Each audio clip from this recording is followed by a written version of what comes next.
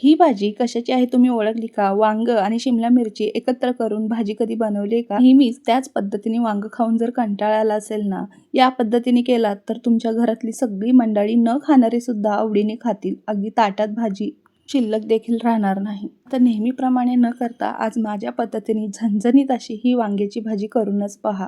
बिडाच्या तव्यावर परतलेली ही वांग्याची भाजी अप्रतिम होते आणि अशी केलात ना, न खाणारे सुद्धा आवडीने चाटून पुसून खातील. आता बघा, वांग म्हटलं की भरलं वांग किंवा डाळ वांग, वांग्याचं भरीत किंवा वांग बटाट्याची भाजी, त्यापेक्षा वेगळं काही असू शकत नाही असं जर तुम्हाला वाटत असेल तर आजची ही भाजी तुमच्यासाठी खास आहे आणि आजपर्यंत या पद्धतीने तुम्ही कोणीही आणि कधीही केली नसेल. तर काय आहे बघा, इथे बघा बिडाच्या तव्यावरती 3 पळी तेल घातलं. तेल घातल्यानंतर जिरं टाकलं. जिरं टाकल्यानंतर कांदा टाकला बारीक चिरलेला. कांदा चांगला खरपूस होईपर्यंत आपल्याला परतवून घ्यायचा आहे. इथे मोठ्या आकाराचे 2 कांदे मी टाकलेले आहेत आणि त्यामध्ये आता बारीक चिरलेली मिरची टाकायची आहे. हिरवी मिरची मी 2 ते 3 मिरच्या बारीक चिरून यामध्ये टाकलेल्या आहेत. त्यापूर्वी तुम्ही कधीच अशी भाजी बनवली नसेल, पण तुम्ही एकदा बनवलात ना, नेहमीच या भाजीची डिमांड होईल. दिसायलाच तर एवढी भारी दिसते, पण चवीला काय लागते तुम्हाला माहिती नाही. एकदा केलात की नक्कीच समजेल. आणि अगदी टिफिनसाठी वगैरे झटपट होणारी भाजी आहे. अगदी 5 ते 10 मिनिटांमध्ये भाजी तयार. कांदा आणि मिरची भाजून घेतल्यानंतर यामध्ये मी एक मोठ्या आकाराचा टोमॅटो बारीक चिरून टाकलेला आहे. टोमॅटो आपल्याला तेलामध्ये छान असा तेल सुटेपर्यंत विरघळेपर्यंत परतवून घ्यायचा आहे. टोमॅटो परततानाच यामध्ये भरपूर अशी बारीक चिरलेली कोथिंबीर घातली. कोथिंबीरचा मात्र भरपूर वापर करायचा आहे. पुढेही आपल्याला कोथिंबीर घालायची आहे. त्याआधी इथे पहा काय करायचं. कोथिंबीर घालून आपण परतवून घेतल्यानंतर यामध्ये आता चवीनुसार म्हणजेच 1 चमचाभर मीठ टाकलं आणि एक अर्धा चमचा इथे मी हळद टाकलेली आहे. हळद मीठ टाकल्यानंतर टोमॅटो छान असा मऊ होईपर्यंत आपल्याला परत एकदा परतवून घ्यायचा. टोमॅटो पूर्णपणे विरघळला पाहिजे. या पिठाच्या तव्यावर केलेली वाफेवरची वांग्याची भाजी इतकी अप्रतिम चवीला लागते ना, असं वांगं तुम्ही कधीच खाल्लं नसेल. एकदा नक्कीच करून पहा आणि ही रेसिपी तुम्ही कुठून पाहत आहात हे नक्की मला कमेंट करून सांगा. यापूर्वी या पद्धतीने भाजी तुम्ही कधी केली आहे का? वांगा आणि शिमला मिरची अशी मिक्स भाजी कधीच कोणी केली नसेल किंवा केली असेल तरीही मला कमेंट करून सांगा. पण या पद्धतीने तुम्ही एकदा नक्की बनवून पहा. कांदा टोमॅटो छान असा परतून झाला आहे. आता 1 चमचाभर त्यामध्ये चिकन मसाला घालायचा आहे. एव्हरेस्टचं लालवालं पाकिट असं ना चिकन मसाल्याचं, त्यातला 1 चमचाभर मी घातलेला आहे. खूप छान चव येते. अगदी कोणत्याही व्हेज भाज्या असू देत त्यामध्ये 1 चमचाभर तर घाला. भाजीला छान गावरान चव येते. तर या भाजीसाठी कवळी काटेरी वांगी मी घेतलेली आहेत. लांब अशा फोडी करून स्वच्छ धुवून यामध्ये टाकल्या. आधीच मी फोडी करून मिठाच्या पाण्यात ठेवली होती. यामध्ये वांगी टाकल्यावर व्यवस्थित परतवून घेतलं आणि 2 शिमला मिरची मी बारीक चिरून ठेवल्या होत्या त्यामध्ये टाकलेल्या आहे. बारीक म्हणजे अगदीही बारीक नाही, अशा फोडी बघा तुम्हाला दिसतायत तशा ठेवल्या होत्या मोठ्या. तुम्ही कशाही लांब बारीक तुमच्या पद्धतीने कापू शकता. अशी शिमला मिरची आणि वांग्याची भाजी एकत्र करून तुम्ही कधी बनवली का यापूर्वी? काय पहिल्यांदाच पाहत आहात? शिमला मिरची टाकल्यानंतर व्यवस्थित परतवून घेतला. आता मंद आचेवर झाकण ठेवून आपल्याला छान अशी ही भाजी शिजवून घ्यायची आहे. एक वाफ काढून घ्यायची आहे. या भाजीला काही जास्त वेळ नाही लागत. वांगं एका वाफेतच छान शिजलं जातं आणि शिमला मिरची ही एका वाफेतच छान शिजली जाते. त्यामुळे आपल्याला इथे जास्त वेळ काही ठेवायची गरज नाही. एक वाफ लागली की झाकण काढून छान असं परत एकदा परतवून घेतलं.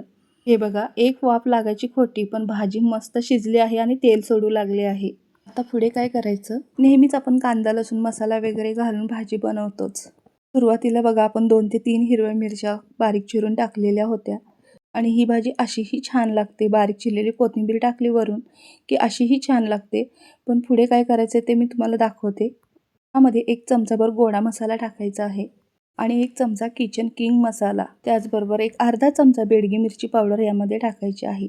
आता तुम्ही म्हणाल यामध्ये कांदा लसूण मसाला का नाही टाकला? तर नाही टाकणार आज मी, कारण इतकी चविष्ट भाजी मी बिना कांदा लसूण मसाला न घालताही करून दाखवत आहे तुम्हाला. तुम्हीही या पद्धतीने करून पहा, कारण सर्वजणीच कांदा लसूण मसाला वापरतात असं नाही. कांदा लसूण मसाला न वापरता कशी भाजी करायची ती मी आज दाखवली आहे. पण भाजीची टेस्ट म्हणाल तशीच येणार आहे. जर तुम्हाला यामध्ये कांदा लसूण मसाला घालायचा असेल तर तुम्ही घालू शकता एखादा चमचा. दोन्हीही पद्धत खूपच छान होते. आता सर्वांचं म्हणणं असतं कांदा लसूण मसाला घातल्यावरच ह्याला रंग, चव येते, असं काहीही नाही. प्रत्येक भाजी आपल्या करण्यावर असते आणि हीच एक पद्धत मी तुम्हाला दाखवली आहे. पण अशा पद्धतीने केलेली भाजी खूप छान होते बरं का. घरच्याच बेसिक मसाल्यामध्ये ही भाजी आपण केली तर ती चवीलाच होते, फक्त आपल्या करण्यावरच असते.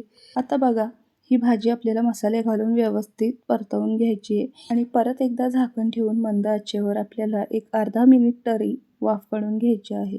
म्हणजे कसं त्या वाफेतच भाजी छान मुरली जाते आणि वांग्याच्या आतपर्यंत तो सगळा मसाला छान मुरला जातो आणि भाजी चवीला देखील छान लागते. हे बघा भाजी छान अशी तेल सोडू लागली आहे. आता काय करायचं, आपल्याला बारीक चिरलेली भरपूर अशी कोथिंबीर घालायची आहे. यामध्ये कोथिंबीरचा भरपूर वापर करायचा आहे आपल्याला वांग्याच्या भाजीला. कुठलीही वांग्याची भाजी असू दे, कोथिंबीर भरपूर घालायचं, खूप छान चवीला होते भाजी. आता या भाजीवर आपल्याला भरपूर अशी कोथिंबीर भुरभुरून घ्यायची आहे आणि ही भाजी ना खूप छान चवीला होते. एकदा नक्की करून पहा अशा पद्धतीने. बिडाच्याच तव्यावरची गरमागरम कडकडीत भाकरी किंवा चपाती भातासोबत एक नंबर लागते. उन्हाळ्यात बघा जेवण जात नाही, पण अशा तव्यावर परतलेल्या तेलावरच्या भाज्या असतील ना, वाफेवरच्या, त्या अगदी छान लागतात चवीला. यामध्ये आपण पाण्याचा एकही अंश घातलेला नाहीये. भाजी छान शिजली आहे. दिसायलाच किती सुरेख दिसते, बघताक्षणीच भूक लागते. अगदी व्यवस्थितपणे तुम्हाला मी दाखवली आहे ही आज वांग्याची भाजी वेगळ्या पद्धतीने शिमला मिरची घातलेली. तुम्हाला कशी वाटली ती कमेंट करून सांगा. आवडल्यास लाईक करा, रेसिपी शेअर करा तुमच्या मित्रमंडळींना. अशाच नवीन चवीच्या वेगळ्या पद्धतीने केलेल्या भाजी रेसिपीज तुम्हाला हवे असतील तर नक्कीच सबस्क्राईब करा. महालक्ष्मी किचनमध्ये तुम्हाला रोजच्या जेवणातल्या भाज्या अगदी वेगवेगळ्या पद्धतीने वेगवेगळ्या चवीच्या पाहायला भेटतील आणि एकदा केला तर तुम्हाला त्या आवडणारच. चला तर मग भेटूया पुढच्या रेसिपीमध्ये. आत्तासाठी बाय, धन्यवाद.